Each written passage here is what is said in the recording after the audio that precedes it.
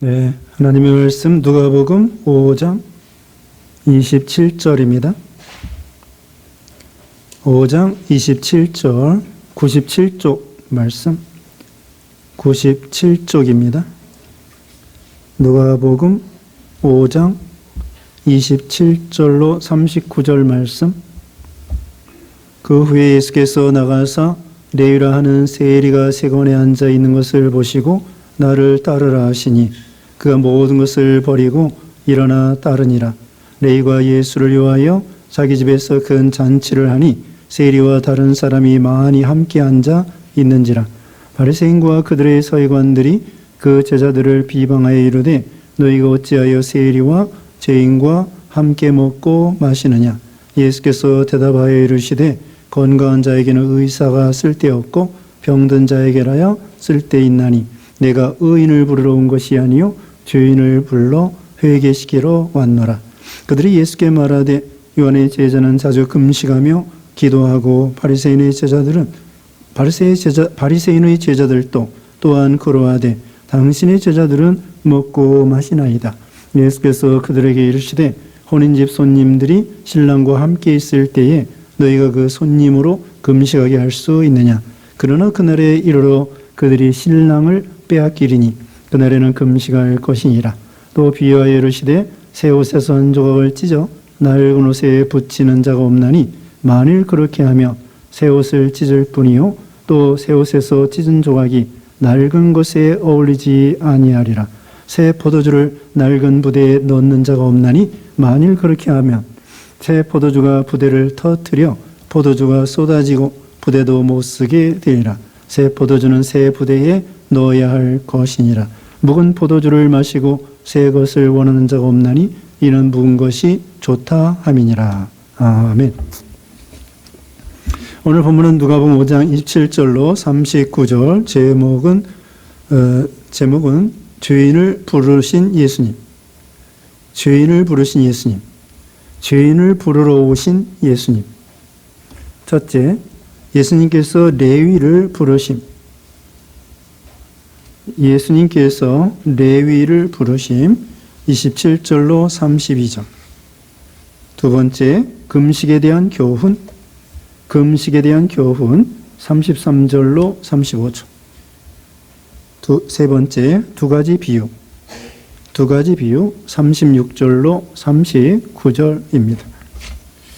네, 죄인되는 여기 레위를 구원하는 내용, 제자로 삼는 내용 나와 있습니다.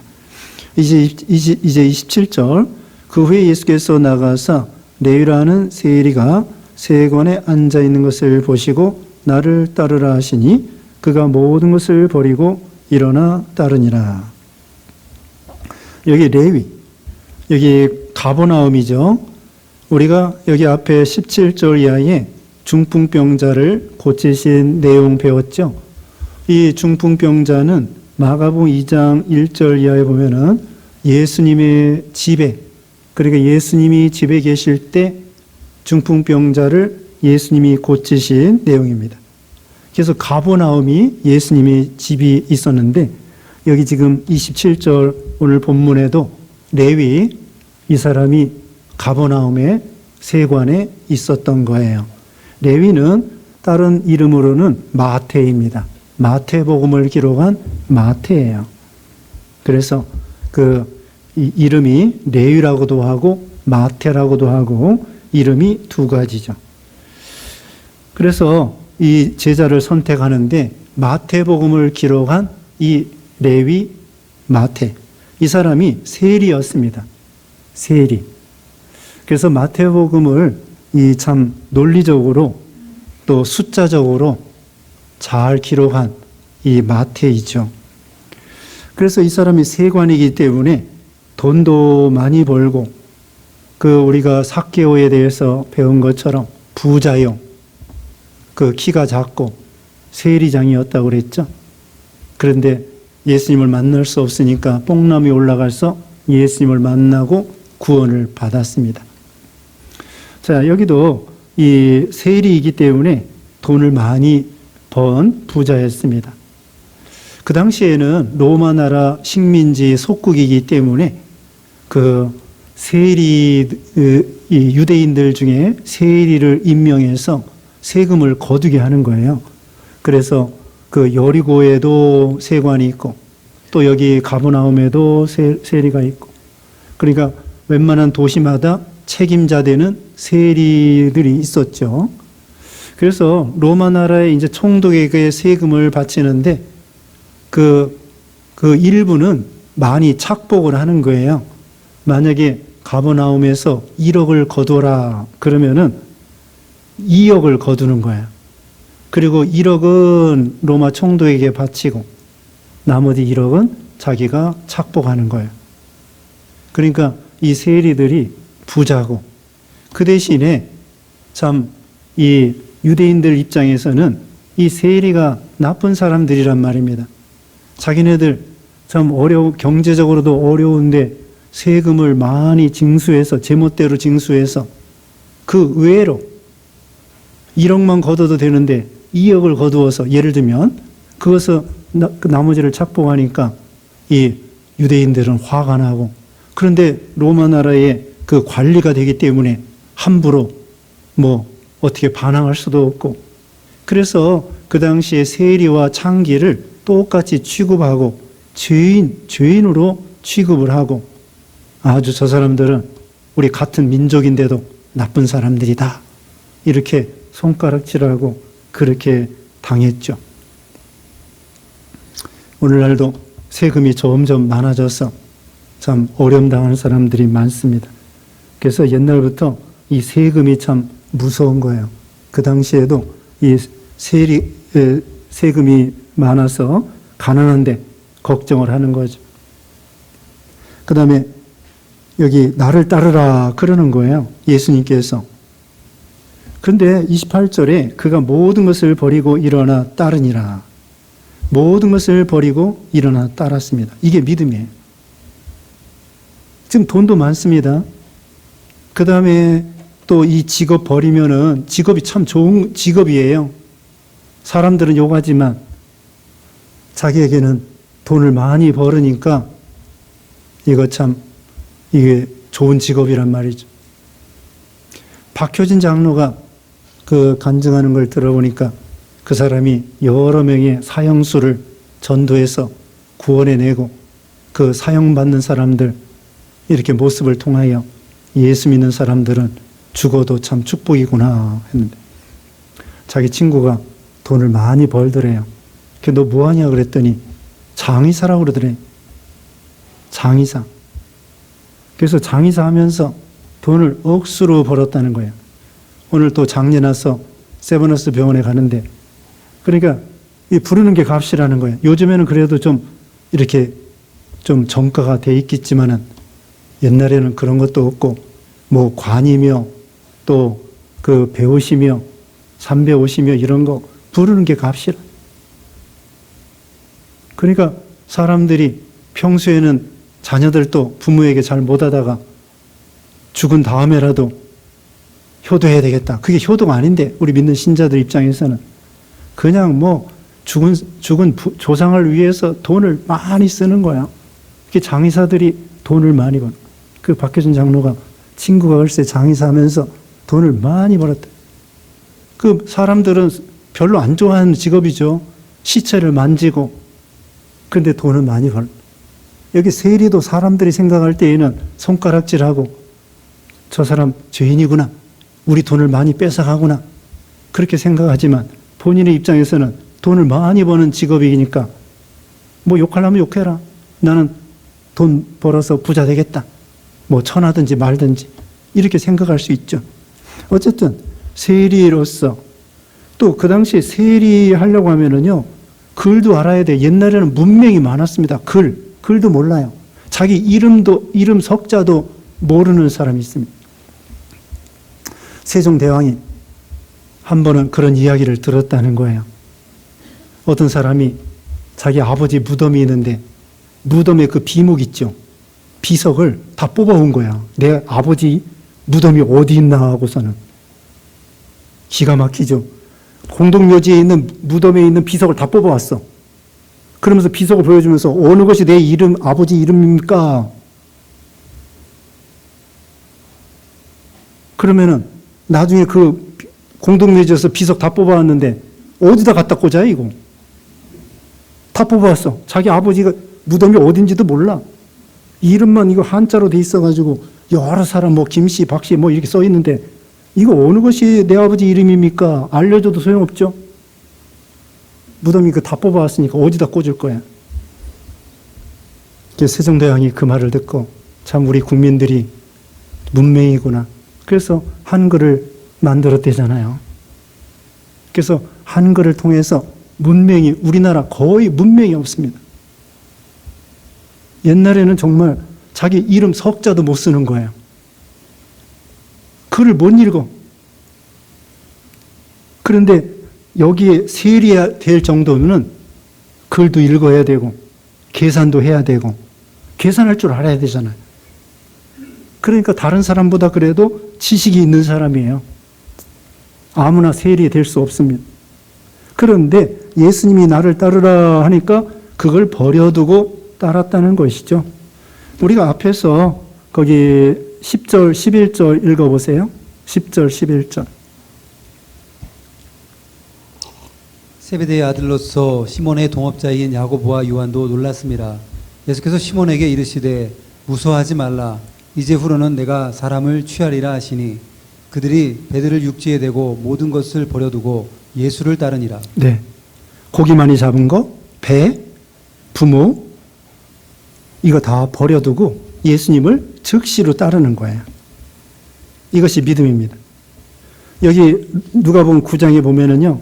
예수님을 따르라 하니까 가족 인사하겠습니다. 또 뭐 여기 9장 마지막에 보세요. 누가복음 9장 마지막에 보면은 아버지 장사하게 허락해 주시옵소서. 두 번째로는 내 가족을 작별하게 해 주시옵소서. 또 첫째로는 거기 9장 57절에는 어디로 가든지 따라가겠습니다. 그랬더니 예수님이 여우도 굴이 있고 공중에서도 집이 있으되 인자는 머리들 것이 없다 그랬고요.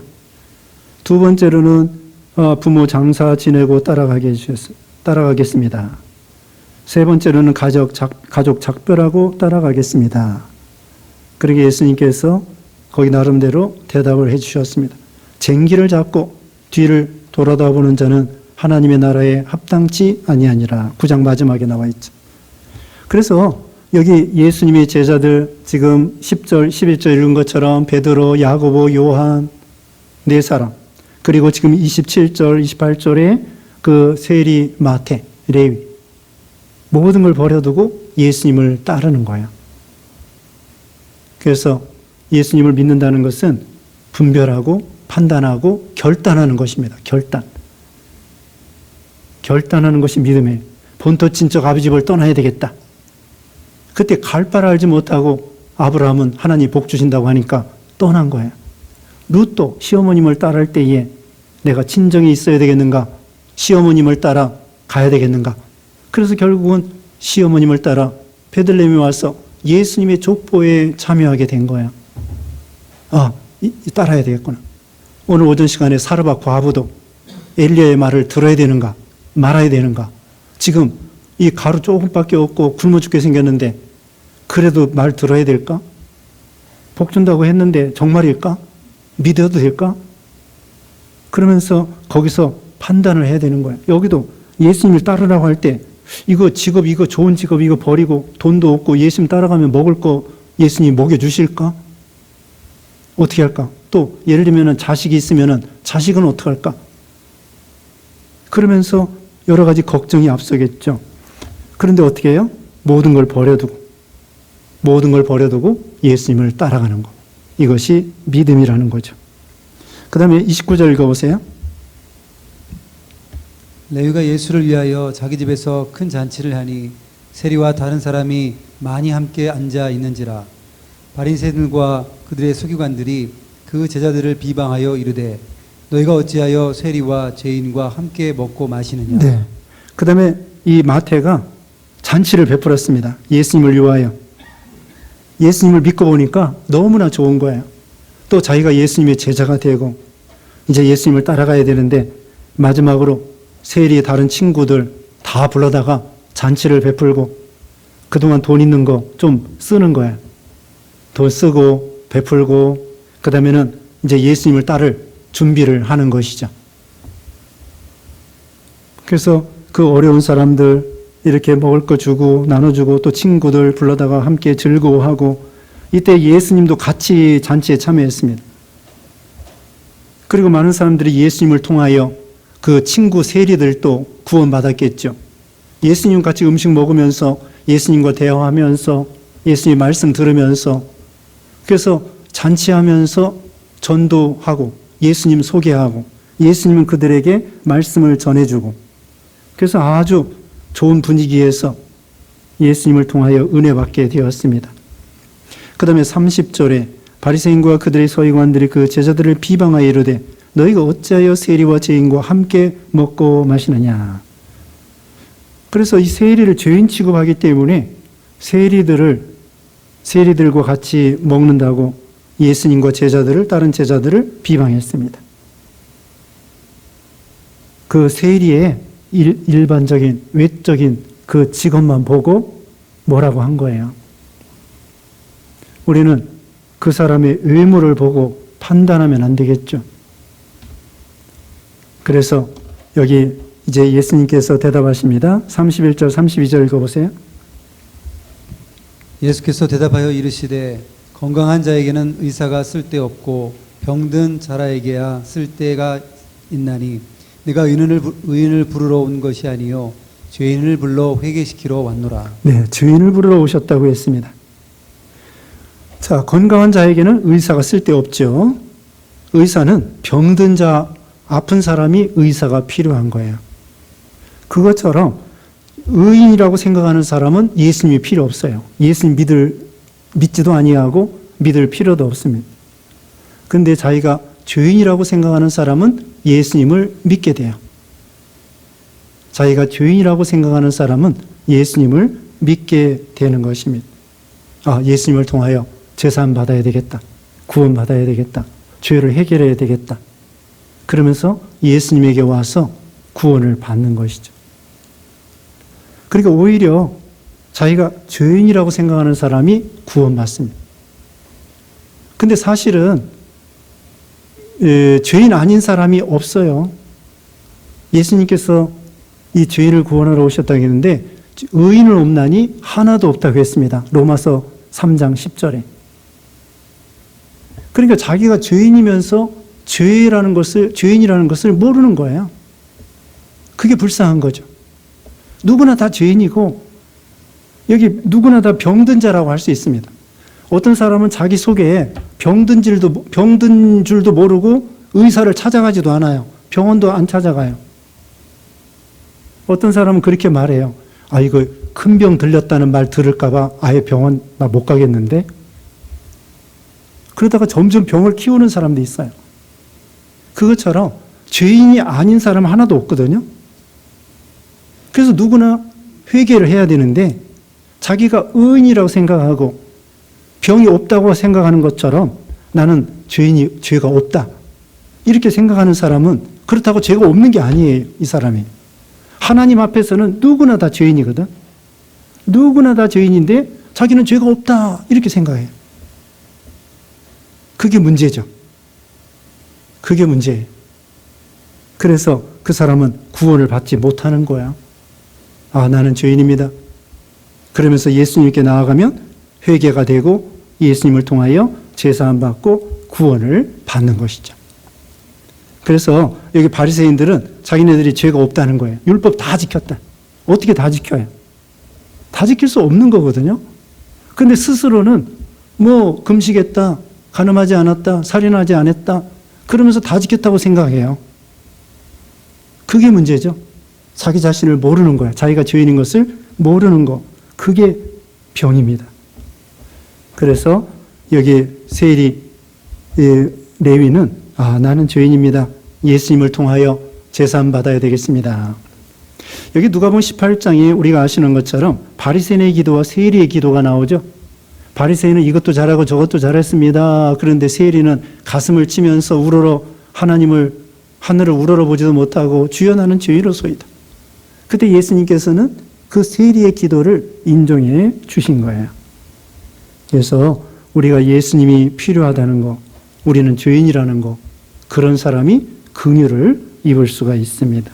예수님 십자가 죽으실 때에 예를 들면 왼편에 있는 강도는 예수님을 알지 못했습니다. 그런데 오른편에 있는 강도는 회개하면서 나는 죄인입니다. 이렇게 십자가에 죽는 것 당연합니다. 그리고 가운데 계신 예수님은 죄가 없으십니다. 그러면서 주여 당신의 나라 임할 때에 나를 생각해 주세요. 그러니까 예수님께서 네가 오늘 나와 함께 낙원에 있으리라. 그러니까 왼쪽에 있는 그 강도는 자기가 죄인인 걸 모르는 거예요. 그런데 오른쪽에 있는 강도는 자기가 정말 흉악한 죄인이구나. 그래서 회개하고 예수 믿어 구원받게 된 것이죠. 그 다음에 33절 읽어보세요. 그들이 예수께 말하되 요한의 제자는 자주 금식하며 기도하고 바리새인의 제자들도 또한 그리하되 당신의 제자들은 먹고 마시나이다. 예수께서 그들에게 이르시되 혼인집 손님들이 신랑과 함께 있을 때에 너희가 그 손님으로 금식하게 할 수 있느냐. 그러나 그날에 이르러 그들이 신랑을 빼앗기리니 그날에는 금식할 것이니라. 네, 바리새인들이 예수님의 또 제자들을 시비합니다. 왜 바리새인 제자들과 세례 요한의 제자들은 자주 금식하는데 왜 예수님의 제자들은 금식하지 아니하고 먹고 마실까? 거기에 대해서 예수님이 해답을 해 주십니다. 34절에 예수께서 그들에게 이르시되 혼인집 손님들이 신랑과 함께 있을 때에는 너희가 그 손님으로 금식하게 할 수 있느냐. 그러나 그날에 이르러 그들이 신랑을 빼앗기리니 그날에는 금식할 것이니라. 여기 신랑은 예수님을 상징해요. 그리고 혼인집 손님들은 제자들을 상징해요. 그러니까 예수님과 함께 있을 때에는 먹고 마시고 즐거워하고 기뻐하고 감사하고 그렇게 살라는 거예요.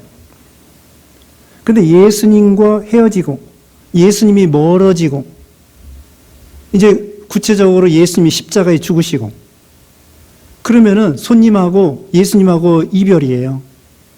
그때는 금식하고 예수님을 가까이 해야 된다는 거죠. 이제 예수님을 빼앗길 날이 와요. 그때는 환난의 기간, 예수님 십자가 죽을 때예요. 그때 금식하는 거예요. 또 우리가 영적으로 말하면은 예수님이 가까워졌을 때에는 즐거워 감사하고 기뻐하고 예배하고 기도하고 그러다가 우리 심령이 우리 죄로 인해서 예수님이 점점 멀어지잖아요. 그때 금식하는 거예요. 신앙에 힘이 없고 죄 가운데 빠져 세상 가운데 빠져 있고 그럴 때 금식하는 것입니다. 금식은 이사야 58장에 보면은 우리 목소리로 하여금 하나님께 상달되게 하려고 금식한다고 했습니다. 그리고 자기를 쳐서 복종시키는 거예요. 금식을 통해서 자기 죄성을 억제하고 절제하고 자기를 쳐서 복종시키고 그러면서 영적으로 신랑 되시는 예수님이 가까워지는 것이죠. 그러니까 우리가 신앙이 떨어지고 예수님이 멀어지면은 금식하는 거예요. 외적으로 금식하면서 예수님을 가까이 하면 되는 것입니다. 그리고 예수님이 십자가 죽으실 때 그때에 금식할 때예요. 그런 위기 때, 어려울 때, 그때 기도할 때입니다. 그 다음에 36절 읽어보세요.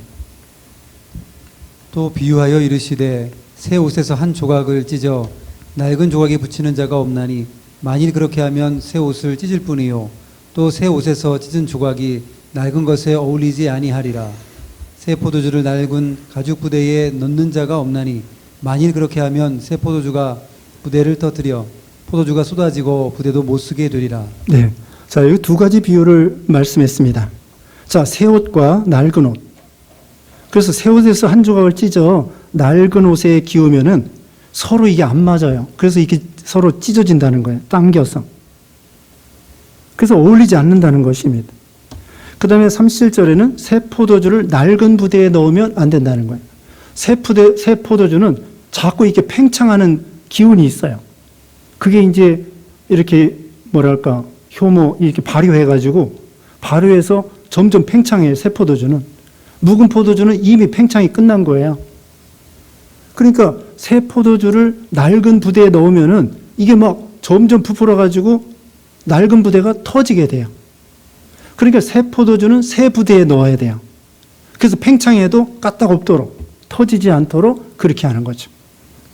그러면 이것은 신령한 뜻이 무엇이냐면은 낡은 옷은 이 바리새인들의 외식, 위선, 의식주의 이런 걸 가리키는 거야. 형식주의, 의식주의 그런 걸 가리키고요. 여기 새 옷이라고 하는 것은 새 포도주는 예수님의 새 생명 운동을 가리킵니다. 새 생명의 역사. 이제 신약의 역사이죠. 율법주의, 의식주의, 또 형식주의 그런 것이 아니고 그래서 이것이 서로 안 맞아요. 지금 바리새인들과 예수님은 안 맞습니다. 예수님은 새 포도주고 새 옷이고 이 바리새인들은 옛날 옷이고 또 의식주의, 율법주의 그런 거기 때문에 맨날 예수님 앞에 꼬투리 잡아서 예수님을 비난하고 따지고 이런 거예요. 그러니까 새 포도주는 새 옷에 이것은 예수님의 새 생명 운동. 새 생명 운동은 새 시대에 새 부대에 새롭게 역사해야 된다는 것을 가리키는 것이죠. 근데 사람들은요, 묵은 포도주를 좋아합니다. 여기 마지막 절 39절에 묵은 포도주를 마시고 새 것을 원하는 자가 없나니 이는 묵은 것이 좋다 함이라. 이 포도주는 맛이 있어서는 묵은 것일수록 맛이 있는 거예요.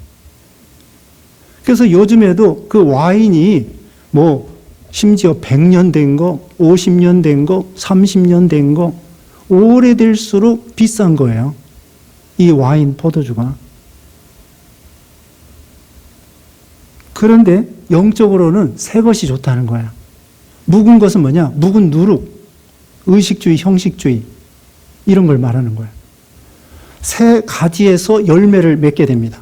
새 생명 운동을 통하여 예수님의 새 생명 운동을 통하여 이 신약의 새 역사가 이루어져서 얼마나 많은 사람들이 신약 시대에 구원을 받게 되었습니까?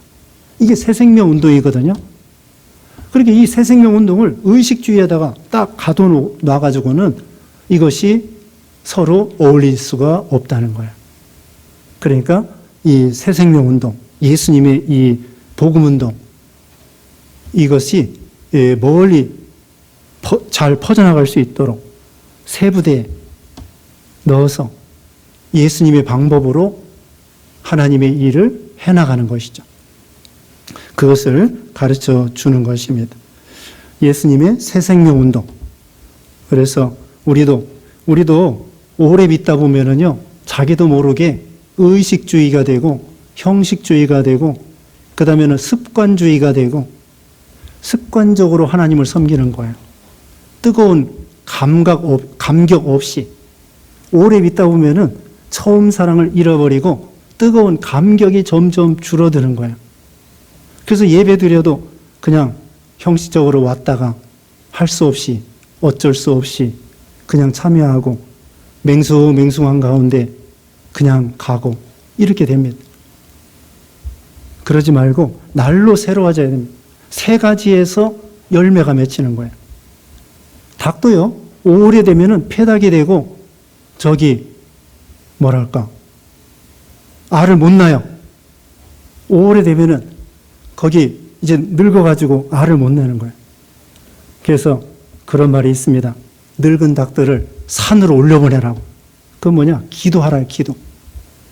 기도해서 하나님의 능력을 새롭게 받아가지고는 하나님의 일을 하라는 것입니다. 그래서 우리는 새로운 피조물답게 새 포도주를 새 부대에 넣어서 새 생명 운동을 이뤄나갈 거. 근데 사람들은 뭘 좋아해요? 옛날 묵은 거, 욕심, 형식, 과거 그런 거 좋아합니다. 그리고 과거에 예를 들면은 여기 예를 들면은 옛날에 뭐예요? 무덤, 과거의 그런 역사 그런 거 좋아해요. 과거의 역사를 통하여 미래의 교훈을 받는 건 좋습니다. 근데 과거에 매여가지고 미래에 전진이 안 된다고 하면은 그것은 발전이 없는 것이죠. 그러니까 우리는 과거를 경감으로 삼아가지고 미래를 바라보는 거예요.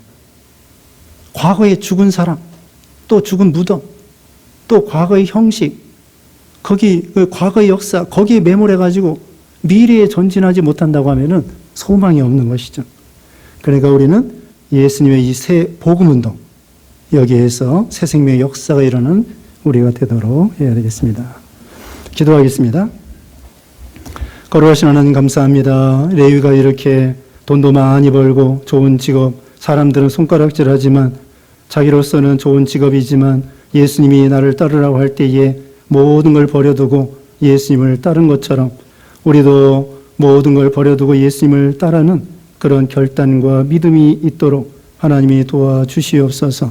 병든 자에게라야 의사가 필요한 것처럼 죄인을 부르러 오신 예수님이라고 했사오니 우리가 하나님 앞에 늘 죄인인 줄 알고 예수님을 통하여 제사함 받고 주님을 통하여 구원받고 주님을 통하여 은혜 받는 우리가 되게 해 주시옵소서. 새 포도주는 새 부대에 넣으라고 했사오니 예수님의 이 새 생명 운동 우리도 동참하여 새로운 이 복음의 역사를 통하여 많은 생명을 구원하도록 은혜 베풀어 주시옵소서. 한 주간 동안에도 주님이 우리를 지켜주시고 함께 하시고 은혜 내려주시옵기를 원하옵고 예수님의 이름으로 기도드리옵나이다. 아멘.